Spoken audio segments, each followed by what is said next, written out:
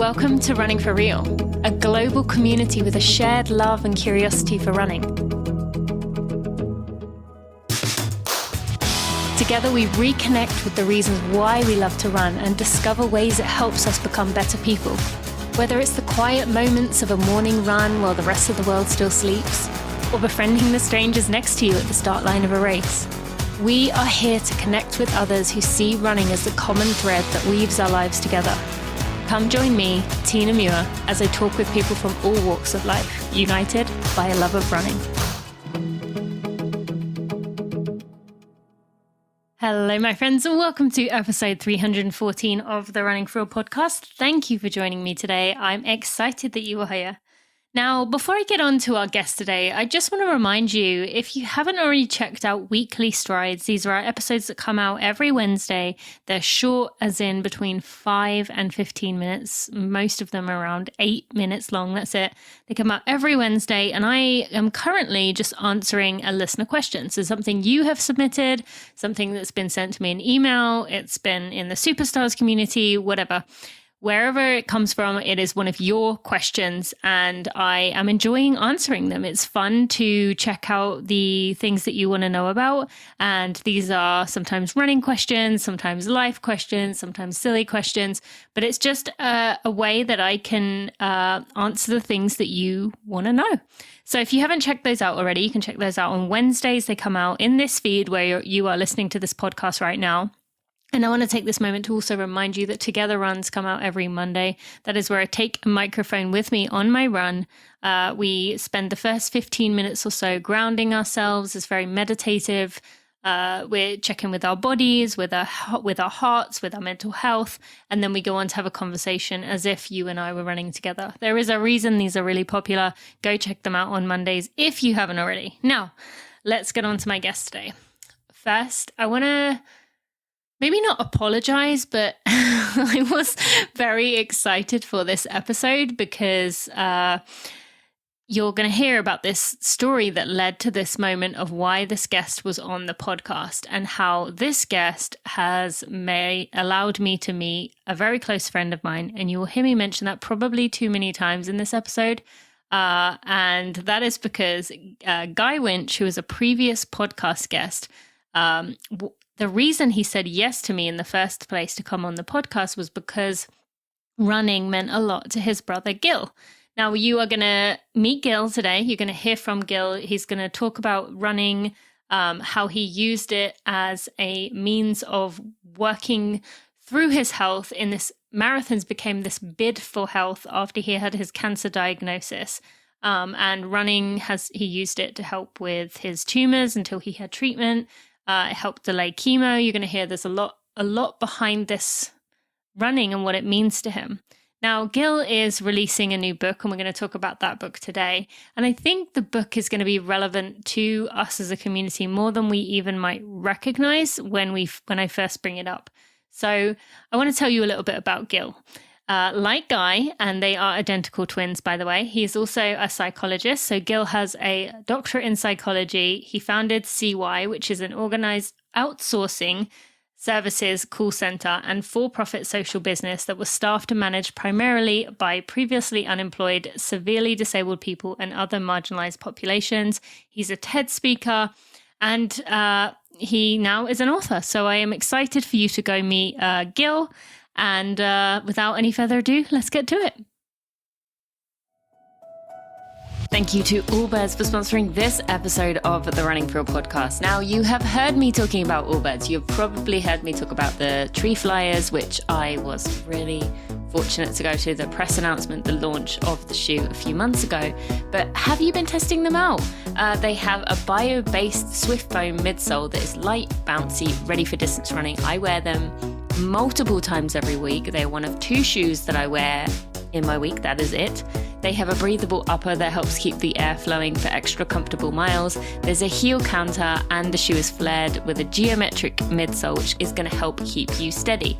Now, I am really loving this product. I am really loving the company. They are doing everything they can to call out other companies to walk the walk themselves by speaking up about what we need to do environmentally, how we need to change things. These shoes are so comfortable. And you know what my favorite thing is? You can just slip them on and off. I don't ever untie my shoelaces. So you can go to allbirds.com to check out the women's tree flyers. But I also want to tell you today, if you are someone with kids, they have Small Birds. Isn't that just the best name? They have Small Birds for little kids and big kids. So they start in 5T, which is so cute. And they have wool loungers, and they have a version of the Dashers, which are just their everyday sneakers. Now, I definitely recommend the wool loungers. My daughter has both pairs of shoes. She loves both of them. But the wool loungers, she can slip on herself. They basically took a shrink ray to one of their most loved styles to create this perfect pair for kids. So Bailey and I can wear the same shoes at the same time. It is so cute. They're easy to slip on and off, and they are good for the planet. They're machine washable as well, so that's another benefit. Go to allbirds.com to check out all the items they have there. You will love it. Gil, thank you so much for joining me today on the Running for Real podcast. I am very excited and a little bit, I don't want to say I'm freaked out because I've been warned ahead of time about it, but it is very surreal to be talking to you right now. So welcome to the show, and I'll explain why that is in a second. Thank you so much for having me. Yeah. Okay. So for the listeners who are thinking, why would you say that?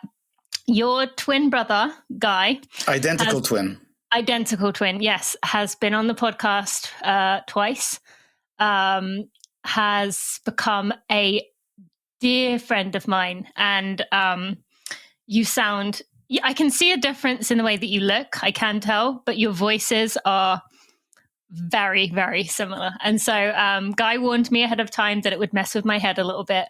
And it is a bit surreal, but I'm excited that you were here. And I want to start by just publicly thanking you. Guy is such a treasured friend in my life. And without you being a runner, he would never have responded to my email.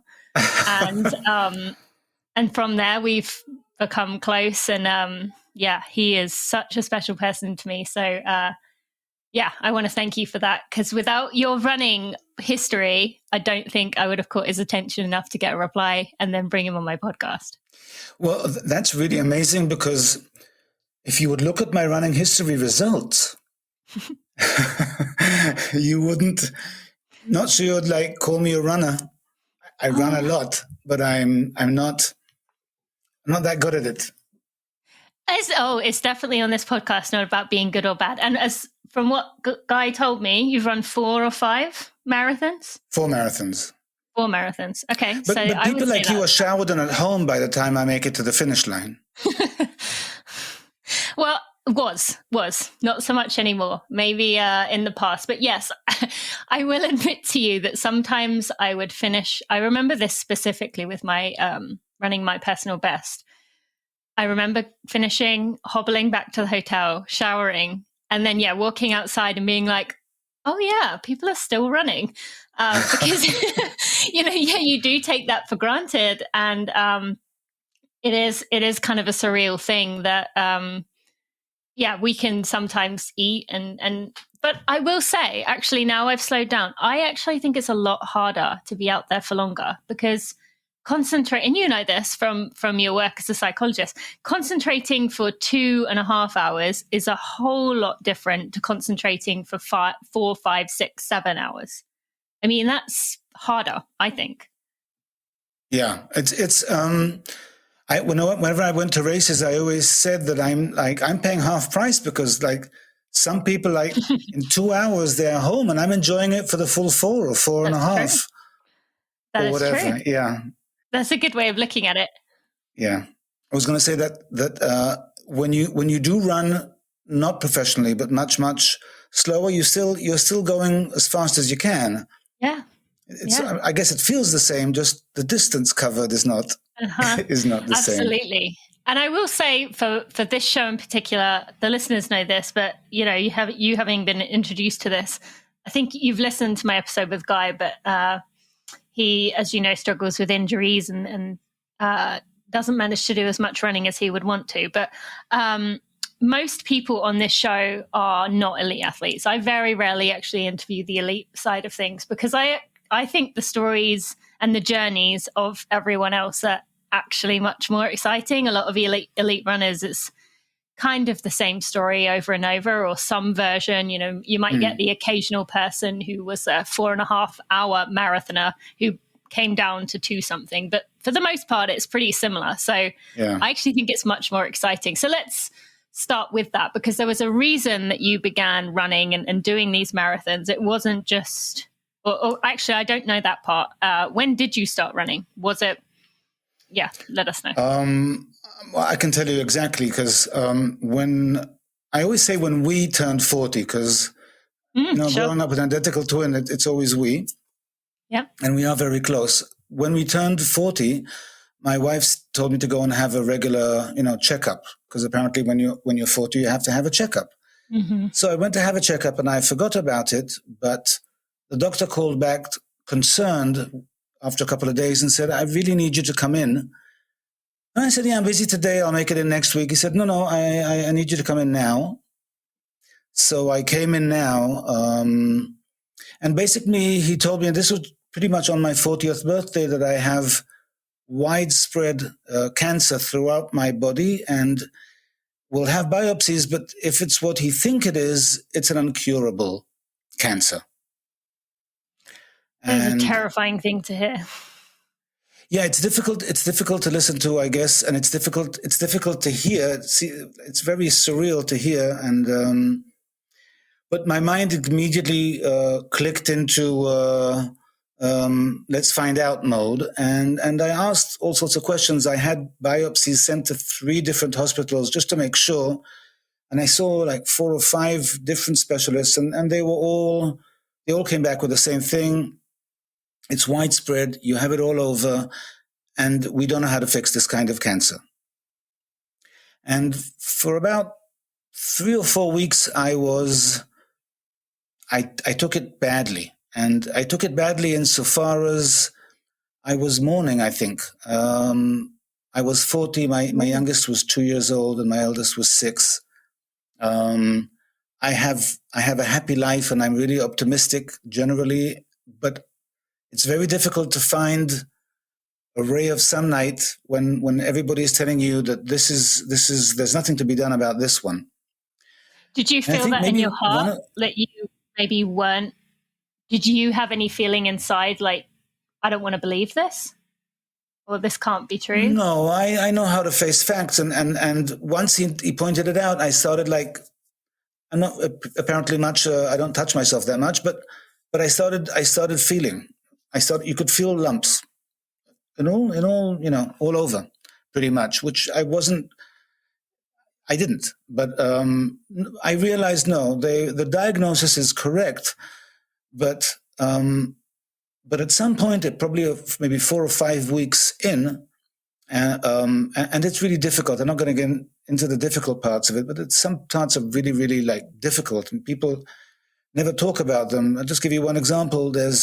You make a list, and then you got to call everybody you love on this planet who's on that list and tell them horrific news with like sort of no hope at the end of it. And the guy would be on the top of that list. So there were like 4 or 5 tough weeks. And then I woke up one morning and I was really scared during those 4 or 5 weeks. But then I woke up one morning and I wasn't scared anymore. I was just really, really pissed off and really, really angry. But not with the world or with the doctors. I was really angry with myself. And I felt that for the past 4 or 5 weeks, I wasn't myself. That's not who I am. I'm not like this kind of person who will roll up and wait to die. And I think one of the most difficult things I realized about hearing such news is that you feel helpless, because now the doctors have control. They're telling you if you'll live or you'll die, when you'll die, how you'll die. And I decided, no, I don't want to give them that control. I mean, they can say that I have cancer, but that's all they can say. And with modern medicine, they really can't say if it's terminal or not. They can say we don't know how to cure it to date, but there's new stuff coming out all the time. It'll take you many years to know if it works or not, and if it's some of the new stuff does cure or just postpones or whatever. So I'm gonna put that aside, and I decided that I want to fight back, and I want to fight back in the two things that I have total control over: my mind and my body, basically. And I decided to do two things. I decided to do something that for me was like a dream. It's nothing I could ever achieve, but that's what I wanted to do. And I decided to run a half marathon. And I also decided to do something, the biggest social thing I could address, but I could address by doing and not by giving, because we're just a regular family. I wouldn't do much by giving, but I wanted something I can actually do something about. And I started running, and it was quite ugly. I started off with a mile, throwing up, then a mile and a bit, throwing up. But the good thing about running is you don't need to get people together. You don't have to have special gear. You just put the shoes on and you get out of the house. I didn't even have to have sports pants for running a mile, but you just get out the house and you do. And I started running, and I decided I need to work up to a half marathon, and that was sort of like prove that I'm making my body really strong. And I decided all sorts of other things about the social part of it, and we'll get into that probably later. And I stopped doing what I was doing in life, and I started concentrating on those two things. And about a year later, I ran a half marathon, and sort of it progressed from there.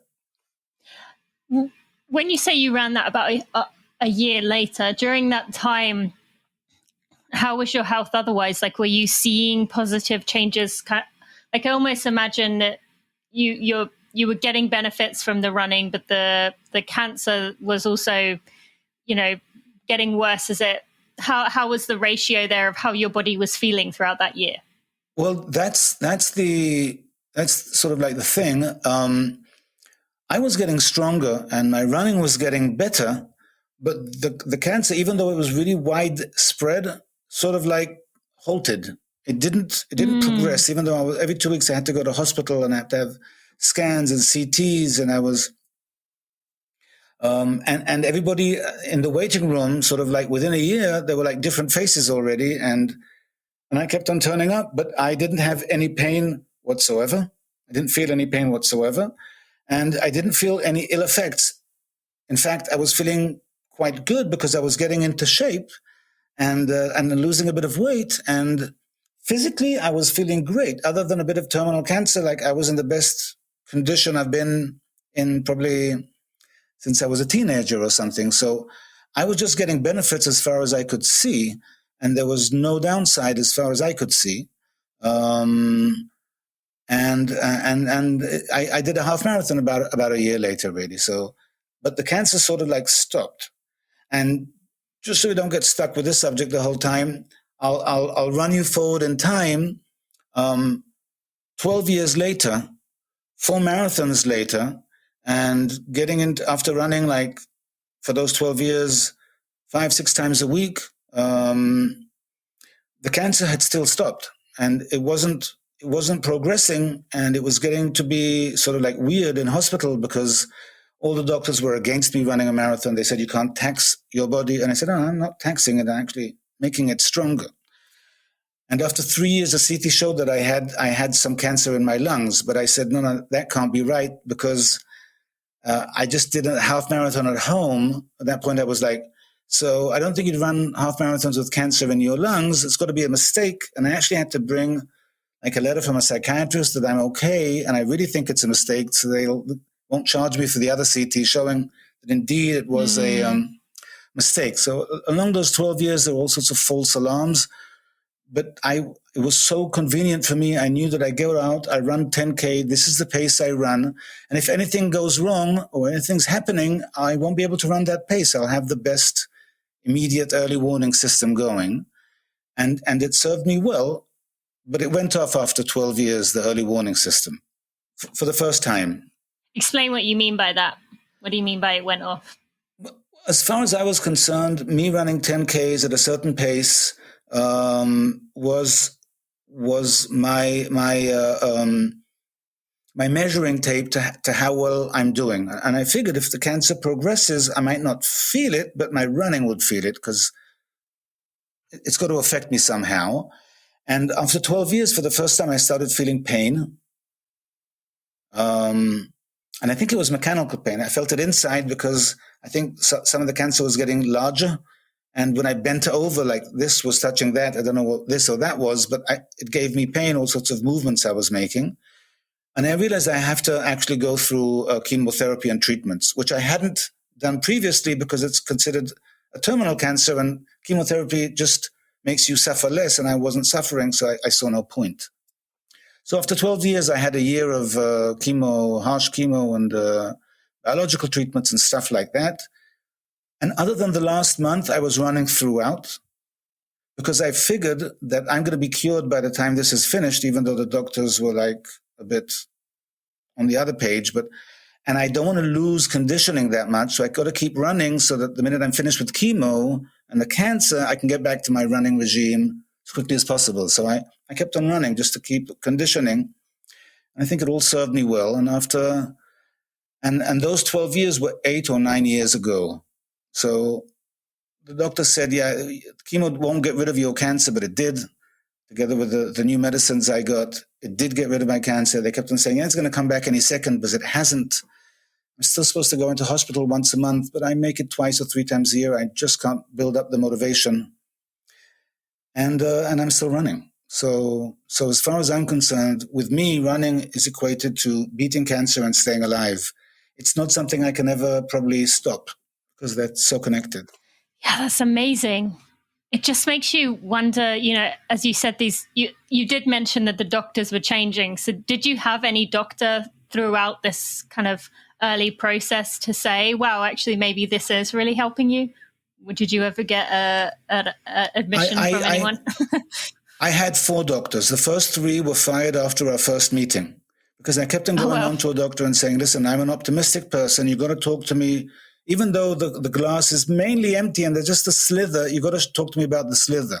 And they couldn't. They kept on saying, yes, but you need to prepare. And I said, well, I need to find a different doctor then.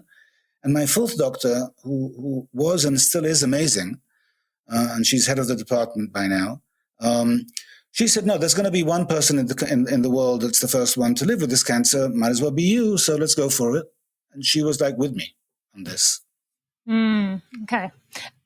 Thank you for sharing that, and thankful for running. Everyone who listens to this is thankful for running for one reason or another, but that's one heck of a reason to be thankful for running. Reason, yeah. Yeah, and that is pretty amazing. Now,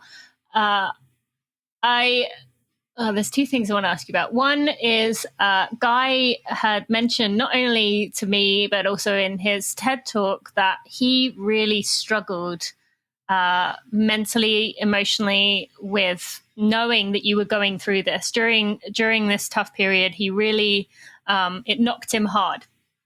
Now, as a twin, I'd be curious how you handled that, because even I feel like it would almost be he's struggling because he's worried about you, but now you're struggling because you are worried about him worrying about you. Or explain to me how that was from your side of things, like in terms of the anxiety and the stress he was feeling.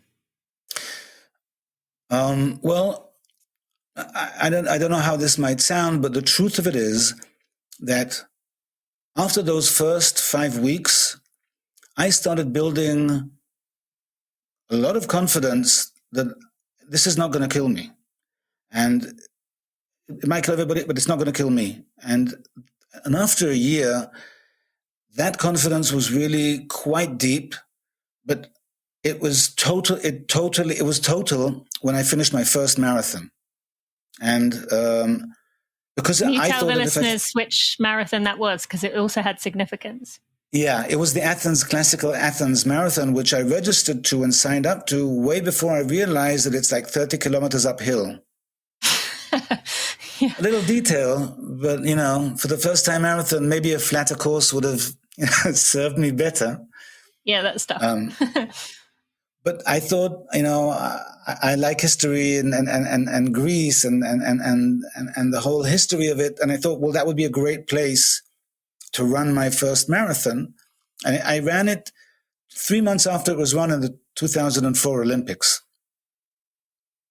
When Paula Radcliffe, I think, threw up and felt bad. So I was really looking at that carefully, knowing that in 3 months I'm going to be running up those hills and running that marathon. But by then, I had, well, way before then, I was not losing any sleep whatsoever about the cancer. It's just something I was lived beside me or beside my life, but it was not something that occupied me more than compulsory doctor visits.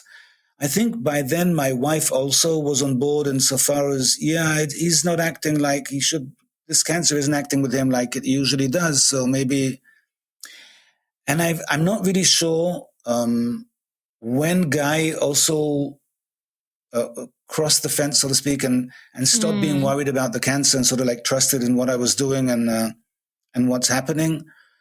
But I don't think it was like long after. It's probably within those first 2 or 3 years that he stopped worrying. And I just realized that for him to not worry and the loved ones, my family and other people to not worry, I just have to stay healthy. So I'm going to concentrate on that, and they can concentrate on not worrying.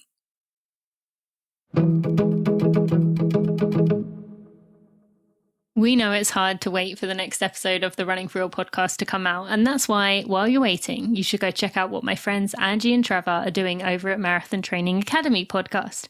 Runner's World says this about them. If you're training for 26.2, Coach Angie Spencer and her husband Trevor have everything you need to reach the finish line. The duo provides plenty of training tips, interviews, and reviews of marathons around the world. Angie has run one in every state, fun fact. While they don't always bring on guests, runners like Sara Hall, Dathan Ritzenhein, and even actor Sean Astin have all stopped by. To find the podcast, just type Marathon Training into Apple, Spotify, or wherever you get your podcasts, and you'll find them. Once again, that's the Marathon Training Academy podcast. Go check it out.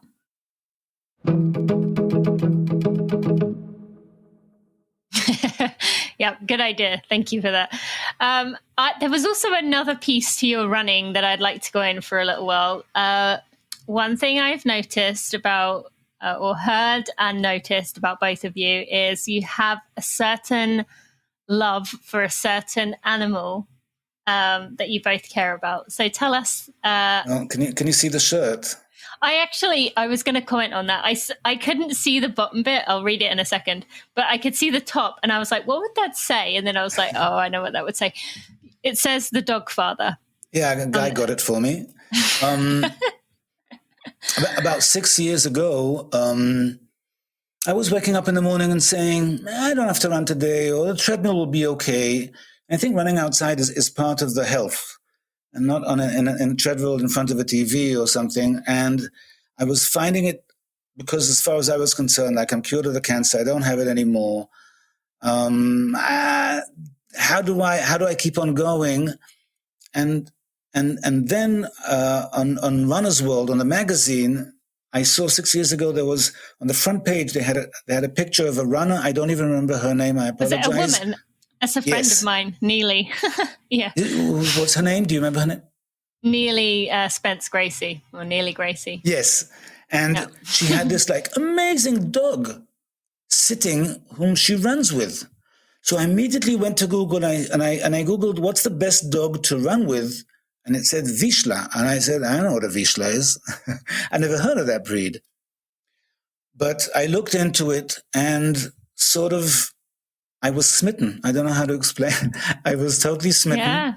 Yeah. And I said, I need a running dog, and then I have to be outside every day. I won't be able to stay in the house. Those dogs need to run, and they'll probably be much more better conditioned than I am, which they are. And 6 years ago, I got my first Vizsla named Indy. And 2 days before we went to collect her, I couldn't sleep from the excitement. My daughters kept on joking that if the house burns, I'm grabbing the dog and I'm shouting, "Save yourselves," and running out with the dog. Yeah. Because if anybody knows that breed, they are the most amazing, good-natured, loving, and extremely energetic breed possible. And After we got Indy, I started a campaign of I need another one. And a year and a half ago, I think because of Corona, we wanted another dog and we couldn't find any. Everybody was rescuing dogs and they gave them all back later, but there were no like medium-sized females to be found. And my wife agreed for us to get another Vizsla, and we did, called Winnie, and I spend hours with them. It's like I wake up in the morning, I take care of them, we go outside for between 45 minutes and an hour and a half or two. I wake up really early to get it all in, but that's sort of like my yoga. It's my health. I love it. I don't always love waking up early, or if it's cold or really, really hot, but the actual being outside with them and running with them, and we run in fields when they're untethered, and it's just like the most amazing feeling, and I really am crazy about those dogs.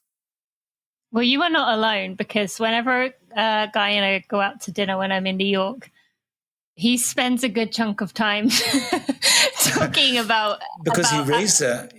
Yeah, he raised Winnie. He was with us during Corona, and he was totally a part of raising her, and it's very difficult to resist them. I've heard that, and actually, I've heard that many times from runners with Vizslas. And actually, I don't know if I've ever mentioned this before, but my husband and I had actually gone to see a litter. Is that the term? What, yeah. Is it a litter of puppies? Yeah. We went to see some Vizsla puppies, and we were getting ready we were almost ready to like put our name down to say we wanted one. But then I found out I was pregnant, and we were like, young Vizsla plus baby is probably not a good combination. So we held back. But yeah, we were very close to getting one. And then another thing related to that, I know some of our listeners have Vizslas as well, but I was recently running with a friend of mine, another ultra marathoner, Mike Wardian, was running across the US from the west to the east. When he came through St. Louis, which is where I live, we were running, and every time he saw a Vizsla, he would like lose his mind from excitement, like, "Oh, can I see you, a Vizsla?" And he'd like be wanting to pet this dog, and he was just so excited because he has two Vizslas, and he was saying how much he missed them. So it does seem like everyone who has Vizslas is just obsessed with their dog, and Neely the same. Like is her dog called Strider? I think it might be. I think it was Strider. Yeah, I think it was. Yeah, she's the same. So it's really funny. People with Vizslas just seem absolutely addicted to their dogs. And I would love if you would share something I found out yesterday about what you see in the dog within their mannerism, within the Vizsla when they go running, about purpose, because I find that very interesting. You know what I'm referring to? Yeah, they're very childish. They're always puppies, doesn't matter how old they are. They're very childish sort of dogs insofar as they're playful, and they just want to play all day and run all day. And I've never seen them like growl or, of course, not bite anyone.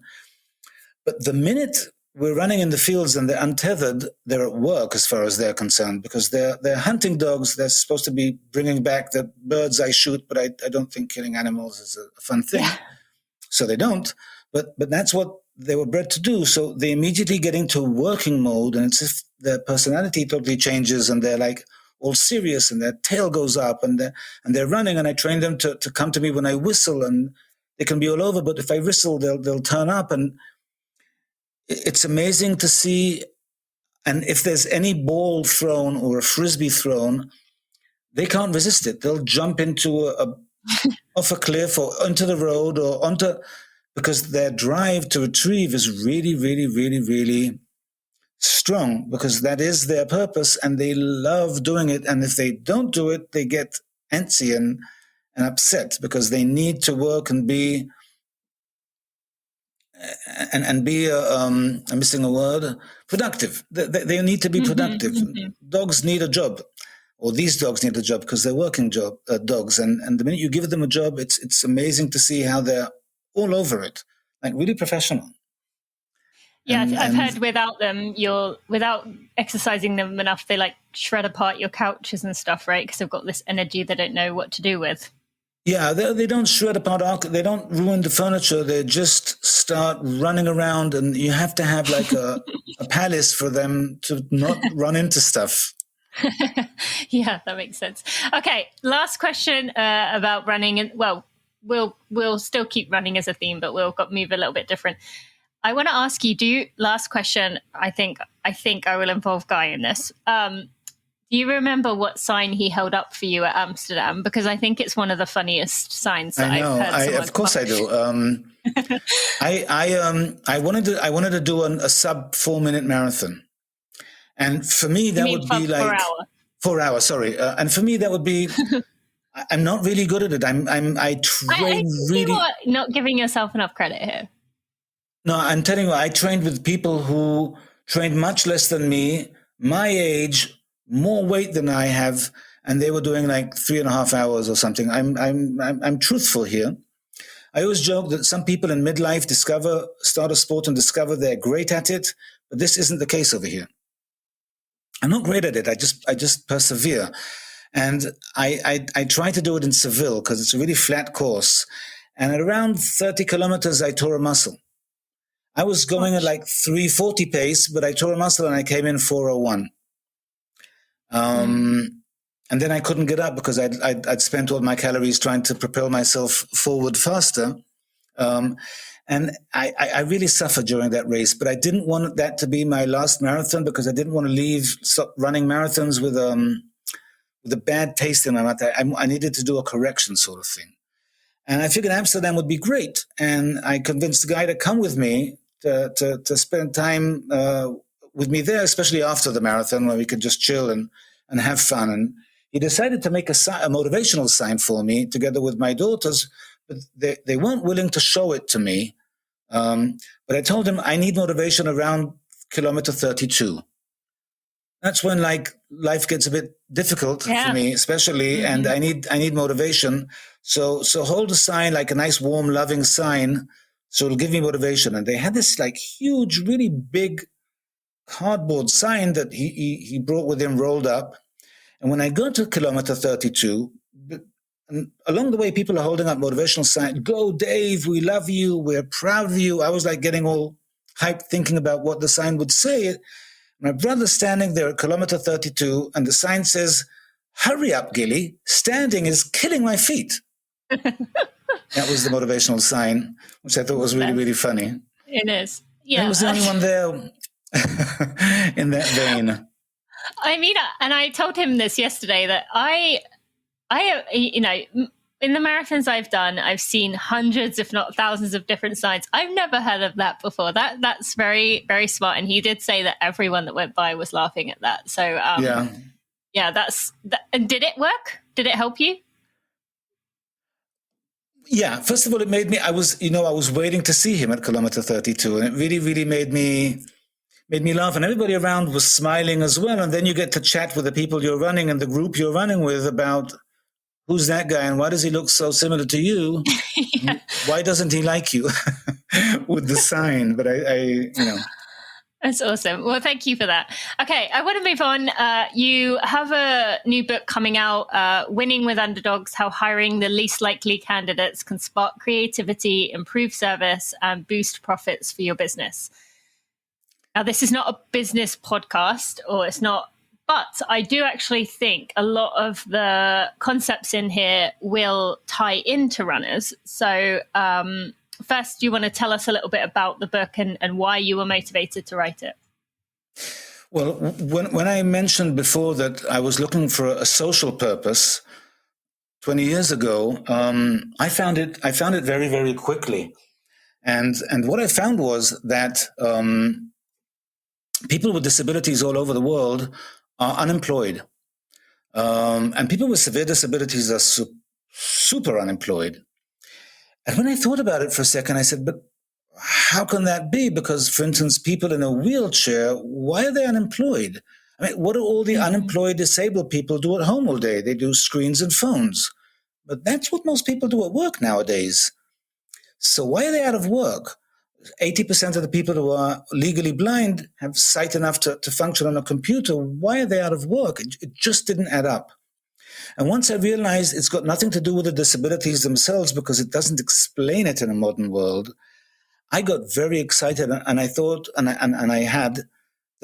found my calling. I want to fix this. I want to find out why they're unemployed and how it can be fixed. Because if it's got nothing to do with their disabilities, then it can be fixed. If it's got to do with the actual disabilities, then I don't know how to do anything about it. But if it's not got something, then it can be fixed. And I started interviewing disabled people and mapping all the reasons I understood and surmised, and I heard why they're unemployed.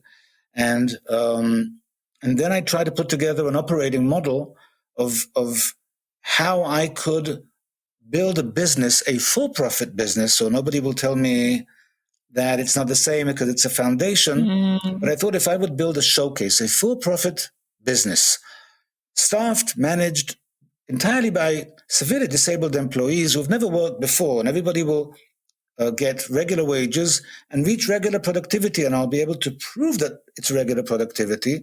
I thought that showcase would be the best vehicle I could think of to actually change the world. I could have people come and see and get inspired and realize that 10 or 50% of our brothers and sisters and parents and kids are rotting in their homes in a very cruel and unnecessary way. Because when you're unemployed, you're also the poorest of the poor, and you're totally socially isolated, which is even crueler. So you got nowhere to go in the morning. So I applied myself to that, and it took me about 5 years.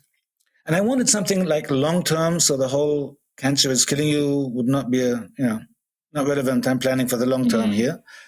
And it took me 5 years to finish putting together a model, understanding what the reasons are, putting together a model. And after another year, I opened a company, which is basically a call center, an outsourced call center, because then I could prove regular productivity. There'd always be other people doing what my people were doing, and you could show that everything's measured in call centers, that the metrics are the same, or we might even be better. Someone said to me, yeah, you're taking like the Paralympic team to the regular Olympics and you expect them to do well. And I said, yes, that's what I want to do. Everybody thought it was a bad idea, by the way. Everybody. Foundations, disabled people, everybody thought it was a bad idea. And I didn't really see why, because nobody could come up with a really good reason other than it doesn't work anywhere and it's not going to work here. And I opened CY 15 years ago. We started off with 15 people and it quickly grew into hundreds. And we found out that for the first few months, everybody does terribly, because we had teams, like a team leader has a team of 3 people who are blind, 2 people who have serious emotional disabilities, so 1 person with cancer, but at the end of the day, he's got to hit targets like everybody's not disabled. But after a few months, they did. They just kept on getting better. As far as they were concerned, this is their ticket to a normal life, to having friends, to having like 2 or 3 times what their pension was giving them. It was like a ticket out of prison. And everybody was grabbing onto that ticket, and we grew quite quickly. And we kept on refining our model as we went along. And I thought that would really, really change the world. But it didn't. After 10 years, I looked in the mirror and I said, is the world changing? And you should understand, we had 70 countries send over people to see what we were doing. And the United Nations wrote an article about us. And every call center in Israel started hiring people with disabilities. But other than that, nothing changed at all. And I realized that something's missing, and I went to think and find out what it is. And I thought what's missing is knowledge. We do everything totally different than regular workplaces. We do, but really totally different. We do screening different, training different, onboarding different, the managing is different. Everything is different. And I realized that without the knowledge we've acquired, being out there, then it'll just be us and a little local thing, bigger or smaller, but there'll be no effect on the world. And I really wanted to change the world. I see myself as a citizen of the world. People are people, and disabled people, it doesn't matter where they live, what their beliefs are, or color or whatever. They're people, and they deserve a normal life. So to spread the word, I realized I have to write a book about it, and that's winning with Underdogs. It was like, for me to write a book is tough. It's not something I enjoyed doing. dyslexic and I have ADD, and it's really, writing is the last thing I want to be doing, even though my identical twin is a writer and he's an amazing writer. Mm-hmm. I'm not. And I had to learn how to write decently. And I had to put together a proposal that someone would be interested in seeing. And there was a journey there. But the book is coming out in a month, and McGraw-Hill was willing to take a chance with me, even though I'm not on Facebook and I'm not on Instagram. I'm on LinkedIn, but that's it. And part of the values I'm trying to promote in CY is humbleness. So I'm not gonna, not much about the self-promoting, because I don't want to self-promote. I just want our knowledge out there. So for me, it's super, super, super exciting that this book is coming out and that people will actually have a chance to see why, when every time they try to hire people with disabilities, it's not working for them, and what's going wrong and where it's going wrong. And I also we realized in CY along the way that severely disabled people are like the end of the underdog maybe range, but there are many, many groups that don't get a fair shake. And there are many, many groups that suffer daily injustice, either in or outside the workplace, but work-related injustice. And I thought the book needs to be about all of them. And for some people, they could really use what I'm talking about, but some people won't make it unless people do sort of the things that we're describing need to be done, because otherwise it really doesn't work. And the first part of the book is about the state of diversity as it is nowadays, and it's not that good. There's an awful lot of lip service going on, and very little actual hiring. I mean, people, instead of hiring people with disabilities or ex-cons, they're just building daycare centers for them, which is a bit silly. They wouldn't need the daycare centers if you just hired them, and people not only are not hiring them, but there's so much hypocrisy going on. And I'll just give you an example. Yeah. I think close to 80% of the biggest companies in America haven't had a gender parity audit in the past 5 years. And the gender parity situation in the world nowadays is about 31 or 2%. And in America, at least 2 years ago, it was 20%. That means if you do a job, the same job a man next to you is doing, just because he's male, he's earning 20% more. Now, for American women, that's about over $500,000 on average that you're losing or not getting just because you're female.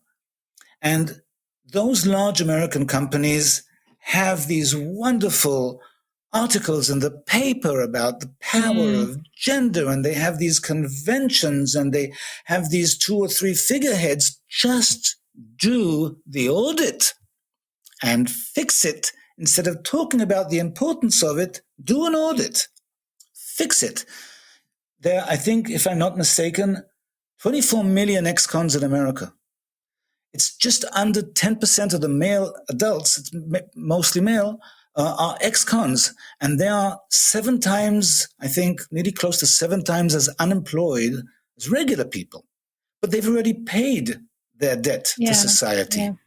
But they're all unemployed, which is keeping them on the street, which is making lots of them return to prison. If Amazon is having supply chain problems, they're like 16 million unemployed adults dying for a job, love to work for Amazon.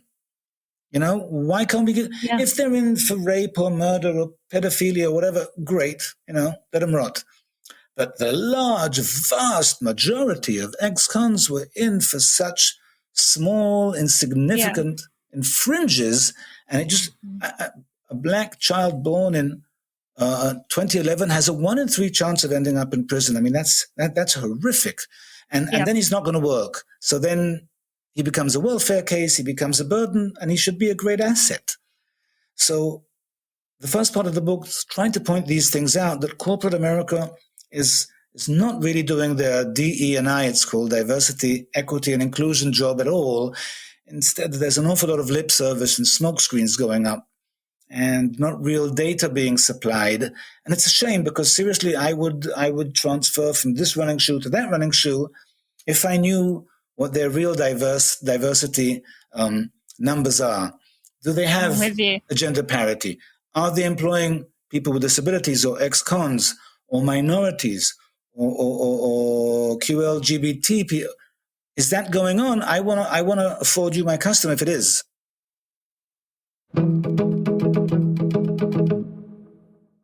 Have you decided it's time to accomplish a big goal? Whether this is going to be your first 5K, 10K, your 50th marathon, or your 17th half marathon, I want to tell you a little bit about the Running for Real training plans. We have recently rebranded them, and we are really proud of what we have created here. Now, these training plans are different because they are 100 effort based. It's going to get you across the finish line without all those psychological struggles of, am I going too fast? Am I going too slow?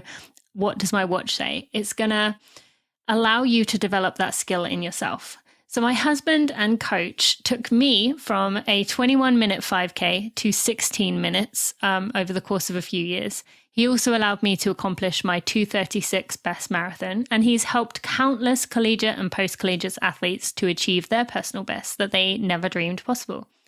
Steve has always kept his training secret in the past, but he is known as the king of peaking for races that really matters. And now he's ready to share those secrets with you. The Running for Real training plans are completely effort-based. That means no GPS, there'll be no prescribed paces. You'll run entirely by feel. And if you've never done that before, don't worry. This plan is going to teach you how to trust your body to tell you what it's ready for. It'll leave you confident, it'll leave you prepared and in the best shape of your life. Now we have a 5K, 10K plan, a half marathon plan, a marathon training plan, and a 1 mile or speed segment plan. Each of these have 2 levels of training. So there's one that you need to be able to run about 25 miles a week to be able to start, which will build you up to around 40 to 50, anywhere within their miles per week. This is for the marathon training I'm referring to. And there's also a higher training plan that will build up to 60 to 70 miles a week. Now, if you've never done a marathon before and that mileage scares you, that is okay too. We will build you up slowly. It will take the time over 16 weeks. The 40 to 50 and the 60 to 70, that gives you a total range. And that is the high point you will reach within the training plan. So if you've always wanted to do a marathon, or even the 5K, 10K, or the half marathon plans, those are a little bit less intense. These 100% effort-based training plans, the beauty of them is that you can use them again and again and again, because without paces, you can take these on anytime and just follow the workouts as they are prescribed and learn to trust your body, which you will. Now, I promise you the way to reaching your personal best, that best in you, that tears down your face moment, is trusting your body. So go check it out by going to runningforreal.com. That's runningforreal.com. Go over to the shop button. You will find them there. You can also find them on the homepage. Let's go to runningforreal.com.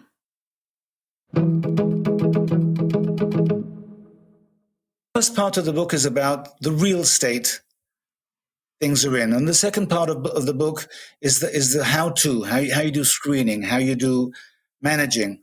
But in order to make it interesting, I added on like 3 things. I added on lots of stories about our amazing employees, and they have stories that, I mean, would not make it to a Hollywood movie because it would be unrealistic. Some of them have like the most amazing personal, or horrific, amazing is not the right word there, horrific background stories, and what they've done with their lives is just amazing.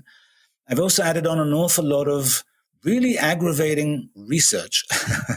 For instance, in the global 500 biggest companies in the world, you'll find more senior executives named John than women. Those same companies. Wait. So you're saying about the more importance people of with the name of John than there are women.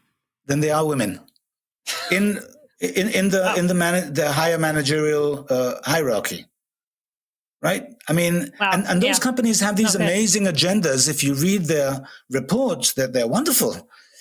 Doesn't that seem like a bit off to you? Yeah. or the fact that 80% of the companies didn't do a gender parity audit at all. So there's an awful lot of stuff like that you read and you go, really? And you run to the references page just to see, really? And really, I really was thorough with the references. So all sorts of aggravating stuff like that, together with the employee stories and together with a lot of research that actually paints a really clear picture of why it's so important to the corporations themselves to actually do this, to diversify their workforce. And there's an awful lot of data proving it. I'll just give one example. Maybe 4 years ago, 40% of the people surveyed, and they surveyed a lot, said that they use the internet, they were using the internet to see which brand has a better whatever, TV, shoe, couch. But now they're using the internet to see what values these brands have and decide upon the brand's values if they want to be their customer or not. And within 1 year, that number moved up to 60% worldwide. More and more of us really care about who we buy from. And we can actually award or punish companies with our custom by their diversity efforts. And we really should. So the last part of the book is, all right, if I really want to change the world, and I really do, I really think we should. By the way, most people surveyed in the world suffer at work. They suffer from work-related stress, anxiety, no work-life balance. Most American employees have been bullied, like junior high, bullied at work, because the modern-day workplace, and I just want to explain this briefly, when Homo sapiens, we've been providing within a tribe for millions of years, even before we were Homo sapiens. You know, you go out with your tribe and you hunt, gather, and you provide within your tribe. We're social animals. You can have fights in your tribe and you can have arguments, but basically you're known, you're cared for, and you feel safe. And it's only for the past 200 years since the Industrial Revolution, we've been leaving our homes and working in other places where nobody knows us. We're just a number or an asset. And the modern day workplace is really good at catering to our physical needs, like the lovely cafeterias and the lush, plush, leather armchairs. But what does it matter how comfortable the armchair you're sitting in is if you're being belittled or harassed or made fun of, or you don't have a personal life because your home and work-life balance is so skewed? The modern-day workplace pays no attention whatsoever to our emotional needs. And those are the bigger needs. Anyone who's emotionally happy will get over the physical stuff, even if they don't have a good cafeteria. And we need to get to the place where everybody feels comfortable in work and everybody can enter the workplace, because so many people just don't have the emotional strength to enter the cold, cutthroat corporate culture. So it just leaves them out. You can open the doors as wide as you want. They won't be able to make it in. There's an emotional hurdle at the door, and it needs to be removed. And the last part is how we can do that. And I'll just give one example. If everybody once a day used the hashtag called diversity labels, it would pressure companies to have that homepage with the real checked diversity information about them. Because nowadays it's blacks, Hispanics, that's what they're still called in the Department of Labor, white and Native Americans, pretty much that's it. There's no disabled people there. There's no ex-cons there, minorities, LGBT. They're not there. You don't know anything about it. Give us all the information so we can decide if we want to be your customers. And if enough people use the hashtag diversity labels, it'll pressure people into doing it. And let's ask for top-down accountability. If the manager doesn't hit targets, business targets, and he's 20% below, he'll be fired. Nobody hits their diversity targets. No one gets fired. It's lip service. Let's have the head honcho responsible for diversity outcomes. So, and those are the things I talk about in the last part of the book. And to encourage people, I tell a few stories about how very few people created very, very large change. You don't need a lot of people to create that kind of a change. And I'm hoping that book will galvanize people to start looking at diversity differently and galvanize people to start pressuring the companies they work for or they buy from to actually do something and not just provide lip service regarding diversity.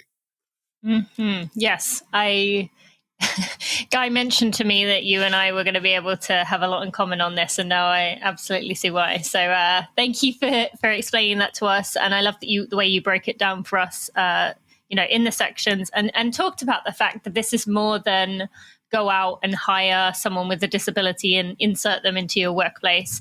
But there's so much more to this than that, and so many more groups to that. And there's two things I want to bring up just to round this out.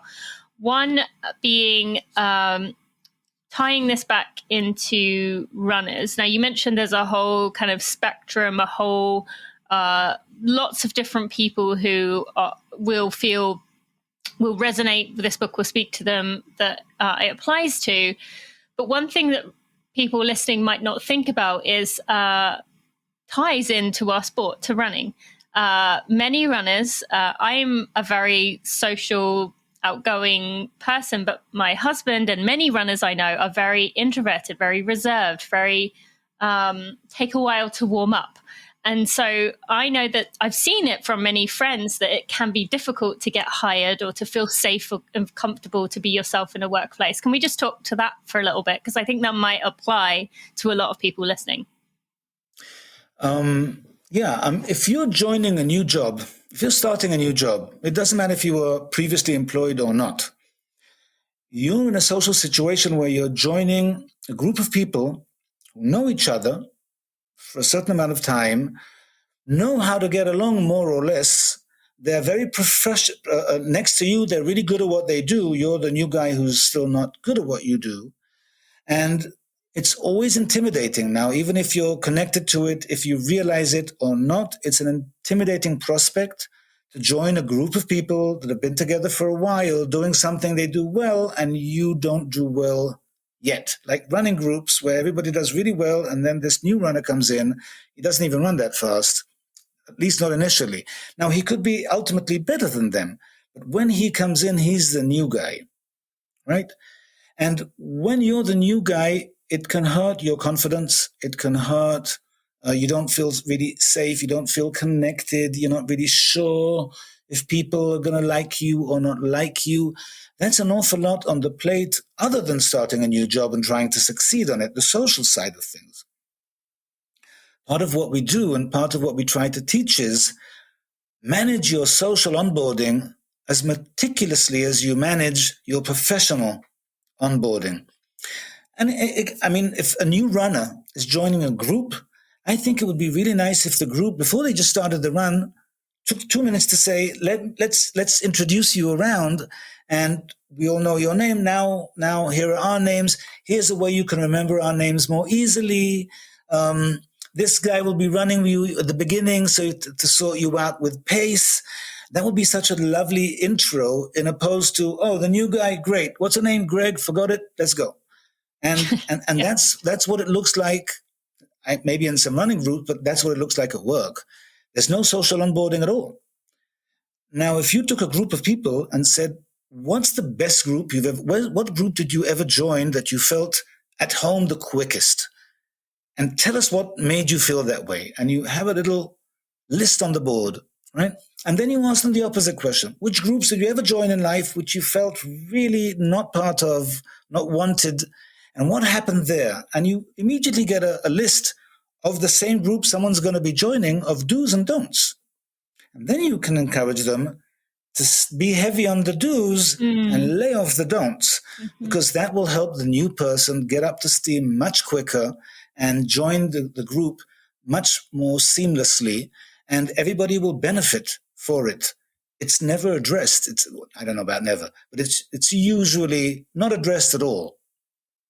And there's so many things you can do to make people feel comfortably quicker, if it's a running group or even, I don't know, for instance, can I ask you, you ran for England, right? Well, Great Britain, but yeah. Sorry? I said Great Britain, but Great yeah. Britain, sorry, thing. yeah, Great Britain, right. There's two, you can run for England. I never actually did run for England. No, but same thing. Great Britain, great. Yep. And there's a team there, right? And there's a track and field team. I don't know how much effort is put in to making that team feel socially comfortable with each other. Zero. Absolutely zero. Would it not help? Absolutely, yeah. Because we know from so many other sports that when there's a strong team spirit going, it elevates everyone's game, right? By the way, 2012, I had the wonderful fortune to be in England for the Olympics. I went to see the athletics, and everybody said it was like the Blitz. Everybody was so coming together and so supportive. Not just the athletes, everyone in the country. It was like an amazing feeling to be in England at that time. Yeah. But I think that affects your results as much as anything else. So, but it's always neglected, the emotional, social side of things, because running is physical, so we don't have to pay any attention to it. But of course you do. Why does someone with a PB do better or worse on a given day? Other than the physical, there's also a lot of what's going on in their lives. There's also a lot of emotional aspect of things, which is neglected at work, and apparently it's also neglected in training camps, but it's totally neglected at work, and everybody pays the price for it. People leave when they shouldn't leave. Everybody spends too much time helping someone get somewhere, and then they're not there anymore. People don't feel comfortable. It's the same thing as far as I can see. Absolutely. Yeah, I'd never thought about that with the team aspect, but that is so true. And that actually did very much bother me in the occasions I did run for Great Britain, because I did feel like, it was very separated. Like, and everyone ate their lunches in their rooms by themselves. No one, we didn't do anything together. But I personally think maybe on when I was doing this, there was a lot of maybe, I hate to say this, but just there was kind of immaturity, or just an inability to see other people on the team as not competition. And so, but working on that, I can't see how that would not help. And it's something to think about that, could absolutely make a big difference. So thank you for sharing that. Okay, so to wrap up here, we've talked about the book, we've talked about your running. Is there anything else you would like to remind the listeners about anything that we have talked about today, other than I'll put a link in the show notes to go buy the book? And get a Vizsla. That's the takeaway. if you want to persevere running and keep going. So basically, you're going to get everyone in trouble if they go home and buy a Vizsla, because they're like, well, I wasn't motivated in my running, so I needed something. And I heard this guy on this podcast, and he said to buy a Vizsla, so I bought a Vizsla. Yeah, well, a word of caution then, because I'll be getting a lot of hate mail. So a word of caution. I am generally very responsible. That means if there's something that is my responsibility, like an animal, I will take care of that, and I will provide that animal with what it needs to thrive. I'm responsible for that, even if I don't feel like it. If you're not that way, don't get a Vizsla. It only works if it'll actually get you out the house. If another couch potato is not gonna, Okay, fair enough. It's not gonna make it work. That's great. Gil, I've mentioned about the book, Winning with Underdogs, how hiring the least likely candidates can spark creativity, improve service, and boost profits for your business. I'll put a link to either pre-order or order, depending on when people listen to this. But, actually, you said you don't have social media. So is there anywhere else you would like to send people? Well, I'm on LinkedIn, and I try and proliferate my ideas there as well. And that's pretty much it. But you can. But Guy has a lot. If you want to see someone who's really amazing, and sounds like me and looks like me, but less wrinkled, he's not out in the sun all day. He's got TED Talks and 3 books, which are also great. So Yeah. Well, you have a TED Talk too, so I can put that in there. That's the only reason I managed to sell the book. That I managed to get a TED Talk, because our model is considered new. And that's what enabled, the McGraw-Hill to say, okay, he's got some kind of platform. Let's see how it works. Well, I'll put a link to that as well. Gil, thank you so much for joining me today. I appreciate you for so many reasons for our conversation and for being a runner in the first place. But glad it has helped you to be with us right now. And thank you for sharing your thoughts with us today. Thank you so much, Tina. I had a really lovely time. And this is really the first time I've actually had an opportunity to chat with someone who's a professional runner. And I do have a bit of like hero worship going on. So thank you so much for having me. Thank you. Hi, friends. Just a quick message to say a big thank you to the Running for Real team.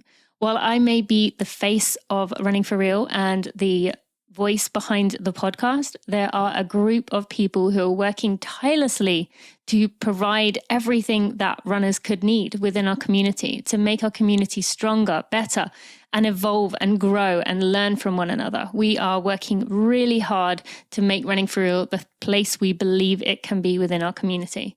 I just want to take a moment to thank everyone on our team. That is Victoria, Stacey, Sandy, Sally, Maria, Kelsey, Kat, Jeremy, and Erica. I appreciate each and every one of you and the hard work that you put in. Now let's get back to the show.